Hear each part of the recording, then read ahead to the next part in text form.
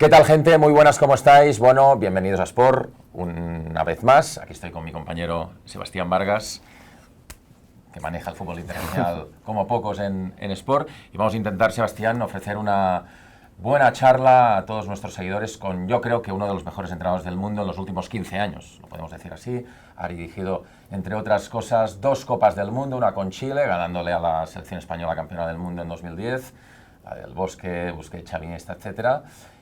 Y otra con la selección argentina de Leo Messi, que no fue tan bien, pero ahí estuvo dirigiendo al albiceleste. En 2018 en el Campeonato del Mundo de Rusia, ha dirigido en España, llegó a luchar por el título con el Sevilla durante varias jornadas en la Liga contra el Barça y contra el Madrid en 2017 y, bueno, viene de una experiencia reciente en Francia y ahora mismo buscando nuevos proyectos. Os hablo de Jorge Luis Sampaoli Moya. Mister, ¿qué tal? Muy buenas. Muy buenas, ¿cómo están ustedes? Lo primero es eso, ¿cómo está usted? Bien, haciendo una recorrida por Europa, básicamente en España, tratando de poder ver la final de la Copa del Rey, la semifinal del Champions, este partido de Barcelona-Inter, y tratar de ver si podemos llegar a la vuelta también a poder ver esa definición. ¿Se os hace extraño ver a Sampaoli sin curro? No, pero hay momentos donde cuando uno se apura normalmente a veces comete errores. Es decir, tomar procesos empezados. Que va bien pensar, ¿no? No, pensar y también... Y ver fútbol. Y también ver en el lugar, porque hoy no hay tiempo en el fútbol, el entrenador tiene mucha observación sobre él, entonces cuando uno provoca un proyecto desde su elección, es mucho más fácil que resulte que cuando uno entra en un proyecto armado por otro. Por cierto, que yo sabía desde hace mucho tiempo, evidentemente, que usted nació en Casilda, Sí. pero no recordaba que usted es del año 60, el mismo año que nació un tal Diego Armando Maradona. Sí. ¿Eso es una gracia o añade presión? Sí, es algo que tiene que ver con una coincidencia, pero no tiene que ver con las virtudes de él conmigo.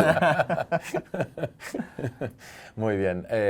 Bueno, voy a empezar por lo reciente, luego con Sebastián usted va a repasar algunos de los pasajes más importantes de su carrera, de su larga carrera ya como entrenador. Pero creo que usted estuvo en Montjuïc el martes, viendo ese monumento al fútbol, que todos pudimos ver, con ese 3-3 entre el Barça y el Inter, pero con un Barça más allá de los errores que le han penalizado y que hace que ese resultado esté abierto de cara a la vuelta en Milán, con un Barça impresionante, sobre todo desde el punto de vista ofensivo. Yo le quiero preguntar qué le dice este Barça de Hansi Flick, ¿cómo lo ve? Sí, yo lo resumo siempre con 2 palabras, con naturalidad y con libertad. Yo creo que son jugadores que en este mundo donde es tan difícil ser libre, estos chicos tienen la posibilidad de no tener estrés, por más que le hagan un gol, 2 goles. A cualquier equipo de Champions que le hagan 2 goles en 10 minutos y va perdiendo 2-0 de local, le generan un montón de nerviosismo, el equipo no se inmutó, sabe que tiene una herramienta que es jugar bien a la pelota y jugar bien al fútbol en conexiones que en cualquier momento te pueden dañar, y después el 2-0 generó no menos de 10 situaciones en el primer tiempo, que podía haber terminado 5-2.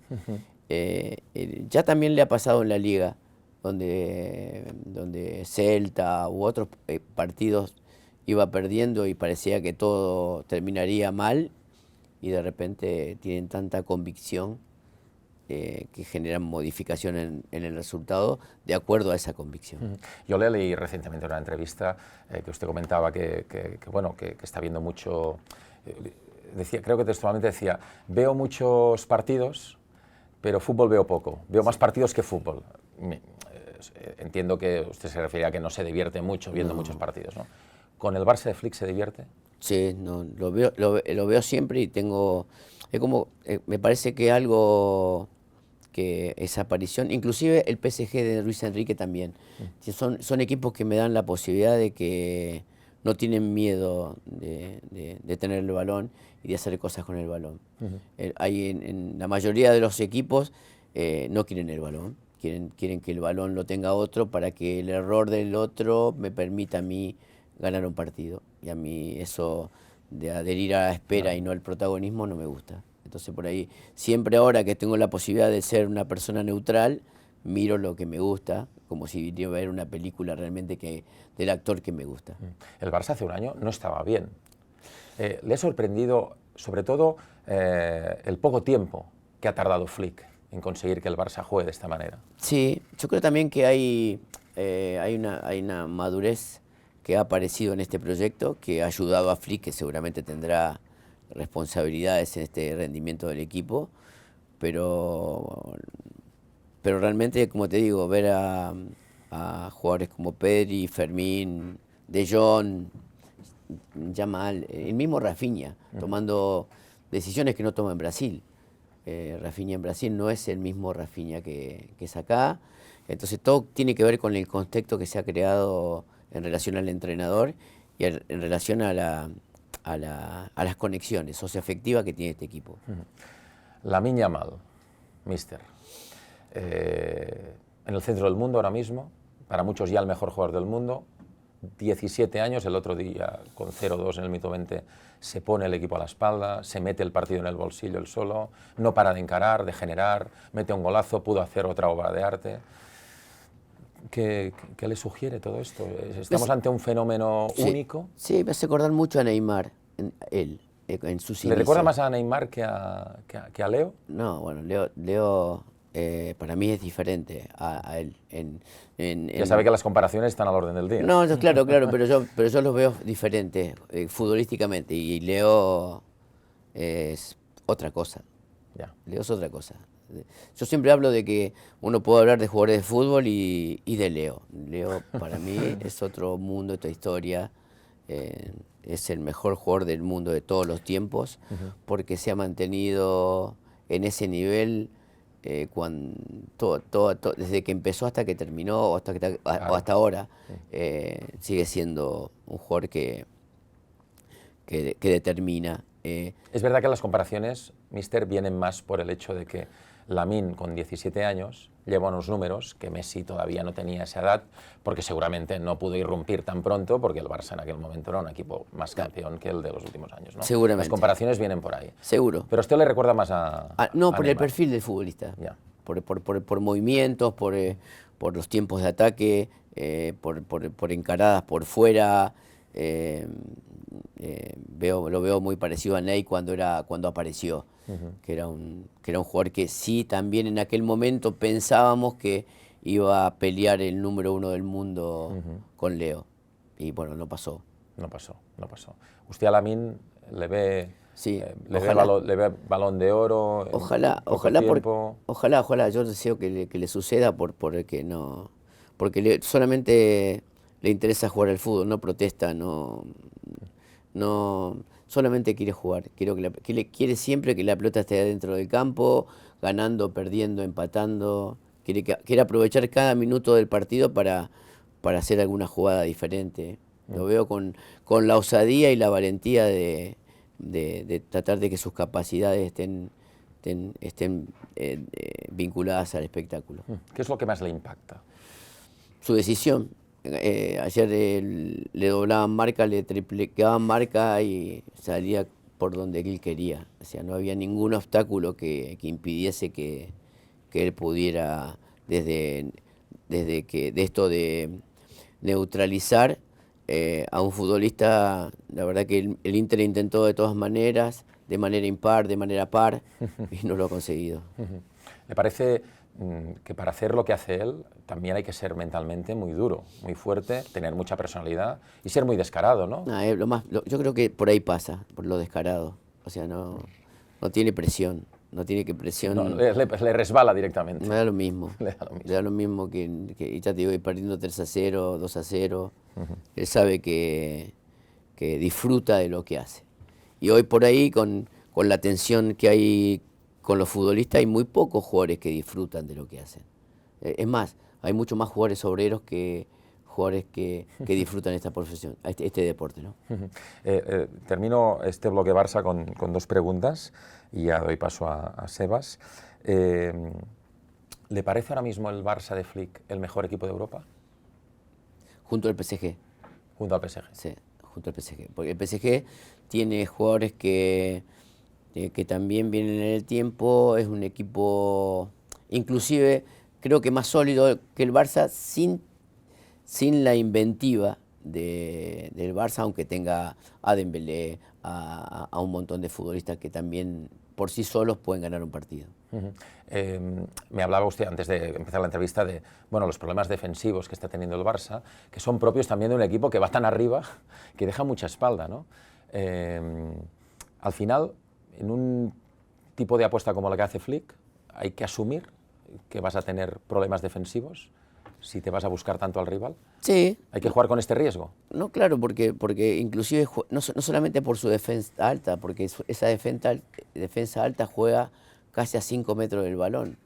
Y eso hace de que el equipo rival tenga solamente ese espacio anterior del Barça al cual tiene que invadir. Entonces creo que es una situación que el Inter en algún momento encontró, como también lo encontró el Real Madrid en ese 2-1, cuando estaba muy cerca del 3-1 y apareció el 2-2. El 2-2. Y acá también apareció, estaban cerca del 4-3 y apareció y no apareció. Pero también el equipo rival, sabiendo ese espacio, también sabe que enfrente tiene un equipo que por más que vos defienda con 8, entra igual. Entonces, claro, hay emociones en las cuales los futbolistas están tan superados que no pueden leer esa defensa tan alta para poder contrarrestarla. A lo mejor ahora de local el Inter podrá leer que esa defensa tan alta puede ser quebrada no solamente por fuera, sino también por dentro y intentar hacer daño. Pero no creo que haya un partido diferente en Italia. Veo lo mismo. Lo mismo, el mismo escenario. Porque el Barça es lo mismo en todos lados. Sí. No tanto importa. en casa como fuera, le da igual. Entiende que está en 100 por 60 en todos lados y no importa dónde juegue. Y la última por mi parte de momento. Dígame un futbolista, más allá de Lamine Yamal, de esta joven hornada de futbolistas que ha sacado el Barça de la Masía, dígame un jugador que usted se llevaría para su selección, si fuera una selección, o para su equipo.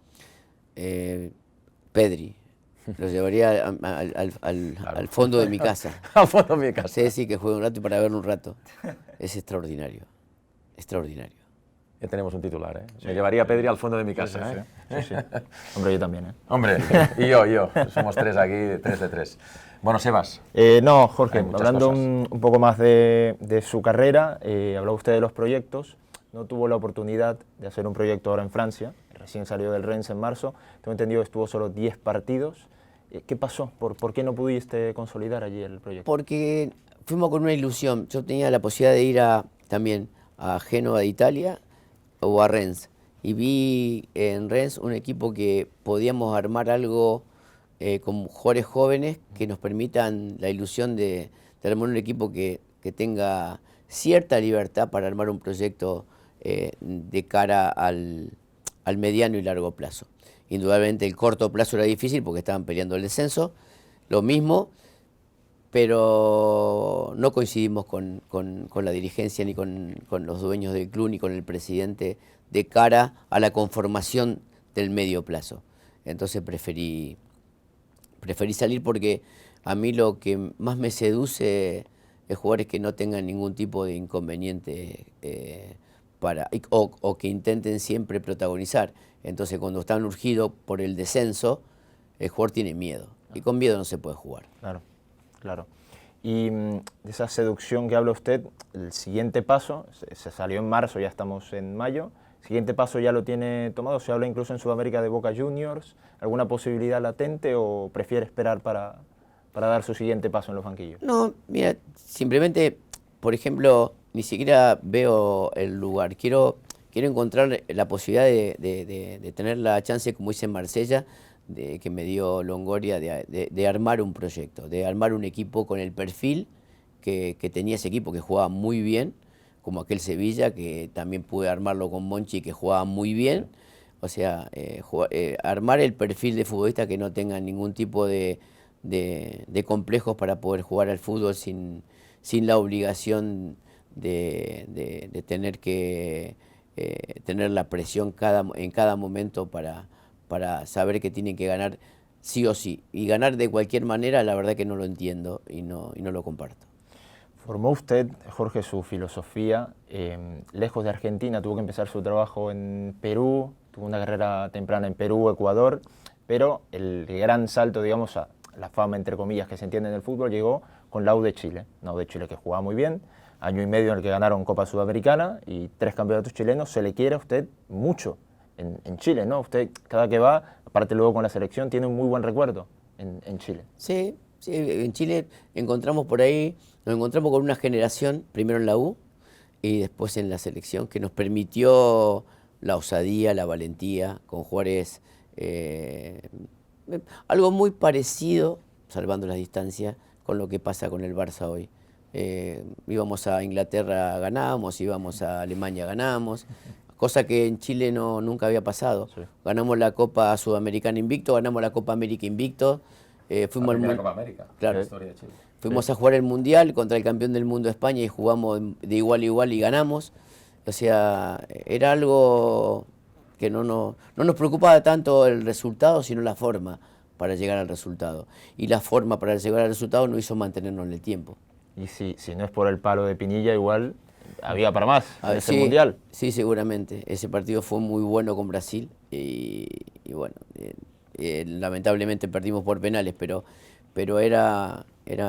esos chicos merecían también, o esa generación de jugadores merecía algo más. Y en el libro Mis Latidos, me pareció leer, mencionaste que lo que querías también con la U de Chile era ganar la Libertadores, acceder al Mundial de Clubes y medirte con el Barça de Guardiola, que en ese momento era el mejor equipo del mundo. Sí, sí, teníamos la ilusión, pero bueno, como todo, ¿no? Las dirigencias o los clubes, ese sentimiento amateur que uno tiene a través de amar el fútbol está coartado con el negocio. Entonces, claro, se fueron todos los futbolistas y esa ilusión terminó.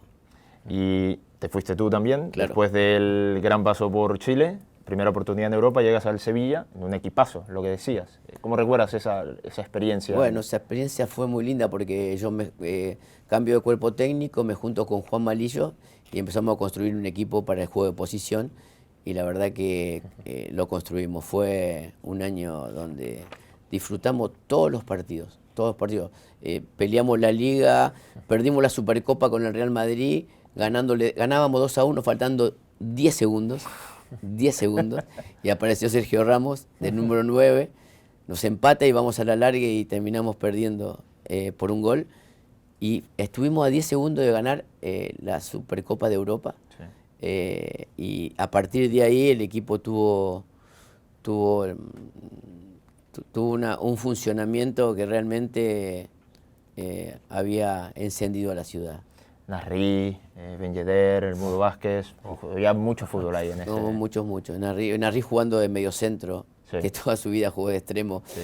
pero claro, como comprendía muy bien los tiempos de juego, porque para mí lo que más comprende este Barça son los tiempos de ataque, tiempo de juego, como maneja todos esos tiempos, a veces se hace incontrolable. ¿Y elegiste el fútbol español por algo en particular en ese momento? Sí, por ese momento, porque tenía la posibilidad de ir al Chelsea después de Chile, estuve muy cerca, pero por un tema de idioma y un tema de conocer mucho más la Liga Española, sí. Me parecía que el paso para Europa, inclusive para los sudamericanos, es muy difícil tener aceptación o tiempo de dirigir acá. Entonces, bueno, me tocó, tuve la suerte de jugar Champions con Sevilla, pelear la Liga, después Champions con Marsella, pelear la Liga, después volver a Sevilla, jugar Champions, que ya estaba en camino a jugar a Europa, ganar la Europa. Pasaron cosas que para un entrenador sudamericano no es tan normal. Sí.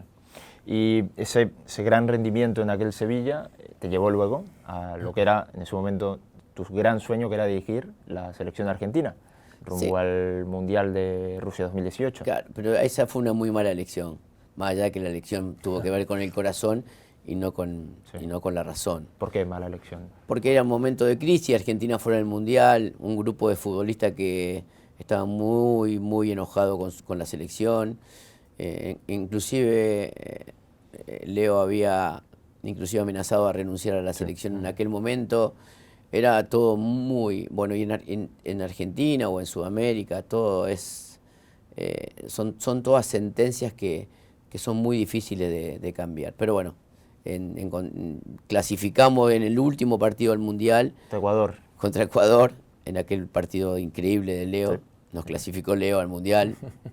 Y después fue... ¿no? Sí, después fue todo muy... yo digo siempre, cuando las cosas son cuando hay tanta tensión y no hay disfrute, es muy difícil jugar a lo que yo quiero. Entonces había esa tensión, no la pude resolver en realidad. ¿Cómo fue convivir con ese Messi, entre comillas, enojado un poco por la situación que tenía en la selección? Más de todo frustrado. Yo intenté ayudar en lo que pude. Sé que él también intentó con todo lo que pudo, pero en realidad había un contexto que era mucho más fuerte y había una generación muy castigada. Después de ese Mundial hubo un recambio que hoy Argentina por ahí ha aprovechado y junto a España para mí son las dos mejores selecciones del mundo. Yo recuerdo, una cosa, Sebastián, es que yo recuerdo que trascendió una fotografía cuando usted visitó a Leo Messi aquí en Barcelona, ¿se acuerda? Sí. Trascendió una fotografía con usted sentado en su casa, hablando y tal.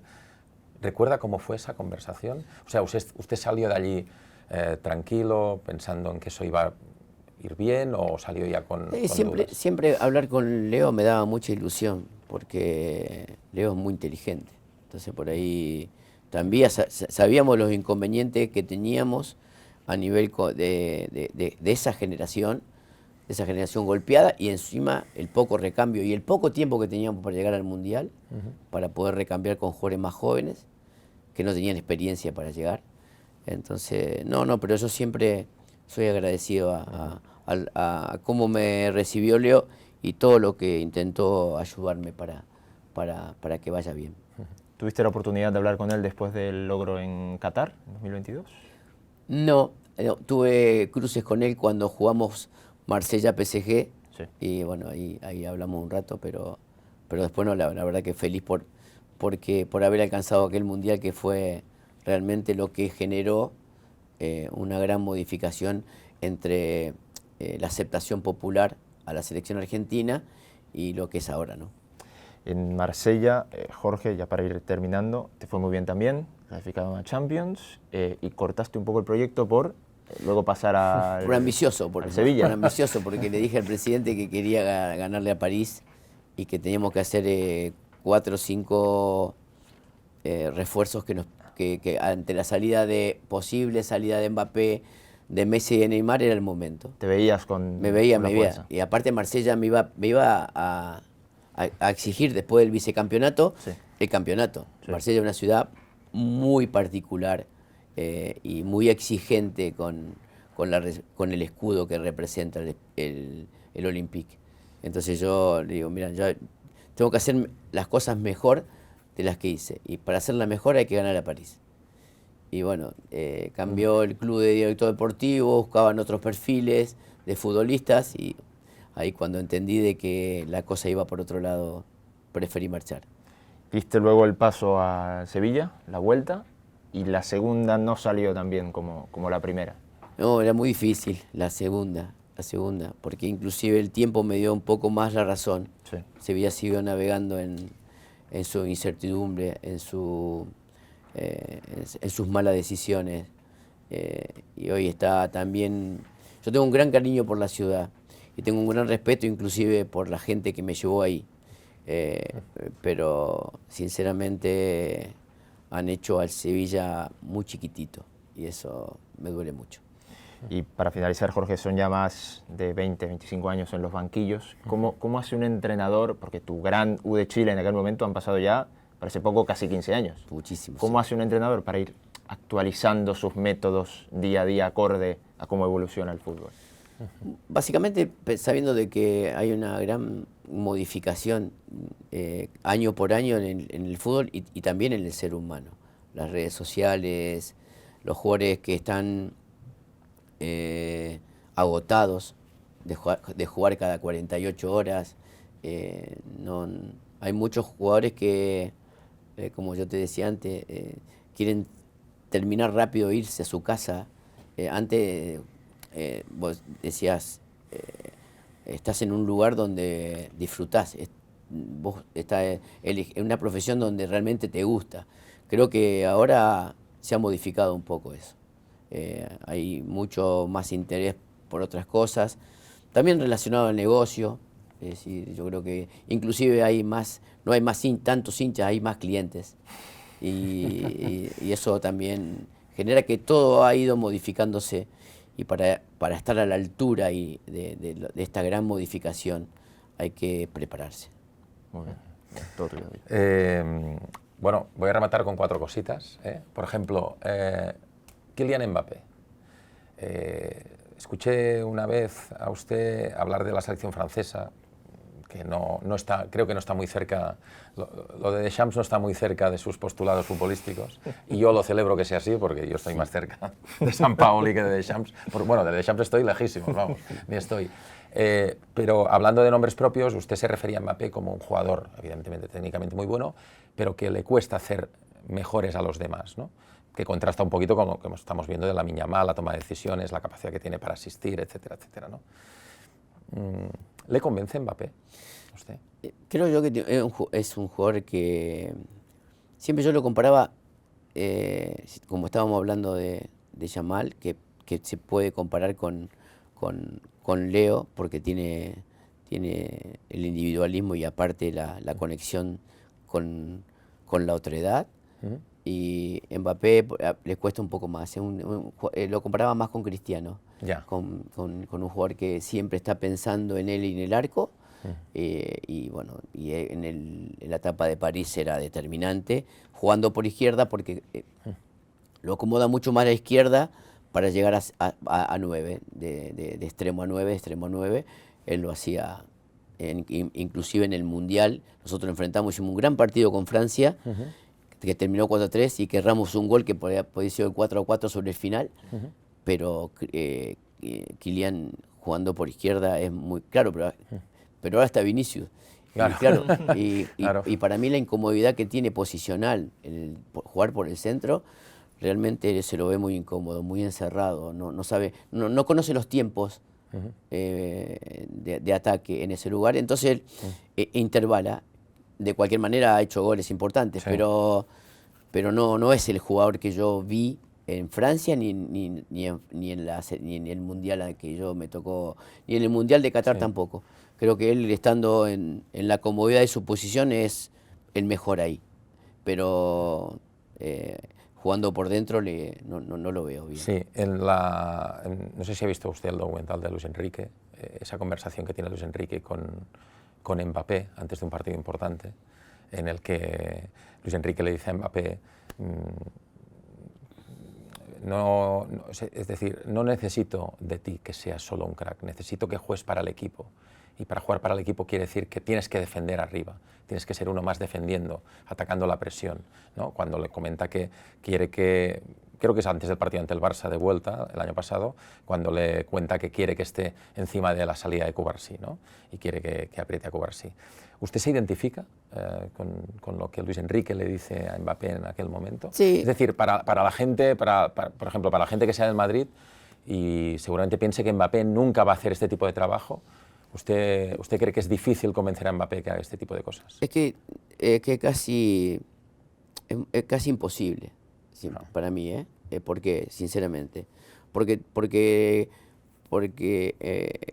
son gente más involucrada con el balón y con el arco rival y con el campo rival que con los intentos de recuperación. Yo creo que tampoco Messi, que es el mejor de la historia, tuvo tantos gestos de insistencia sobre la presión sobre el balón. Pero marcaba las diferencias cada 3 días. Pero ¿para qué yo no quiero que se canse. Claro. No quiero que se canse en eso, quiero que, claro, que esté quieto, porque cuando está quieto está mirando. Y como Messi está mirando, mira todo. Entonces, a veces ese tipo de jugadores yo los potenciaría y los dejaría que realmente ocupen algunos espacios defensivos internos que que sean por ahí incomodidades para que el juego por dentro no prospere, pero que estén exigidos todo el tiempo en las facetas defensivas. No creo que suceda, y creo que inclusive se incomodarían demasiado en esa realidad. Dejaría que por sí solo tengan una adhesión por el escudo y por sus compañeros, y que brote naturalmente, sin la exigencia propia de un entrenador. ¿Está más cerca del guardiolismo que del bielsismo? Sí. ¿Es verdad esto? Sí, no, me gusta mucho más. Es una gran alegría, ¿eh? Me gusta a mí me gusta Bielsa, ¿eh? Pero... A mí me gusta mucho más el juego posicional. Vale.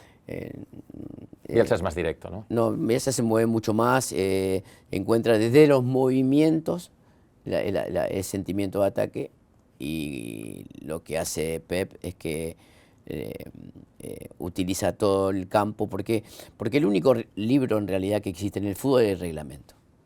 Entonces Pep utiliza mucho el reglamento para que las posturas posicionales lleguen a diferentes alturas para poder atacar a la última línea con más frescura. ¿Qué relación tiene con Pep?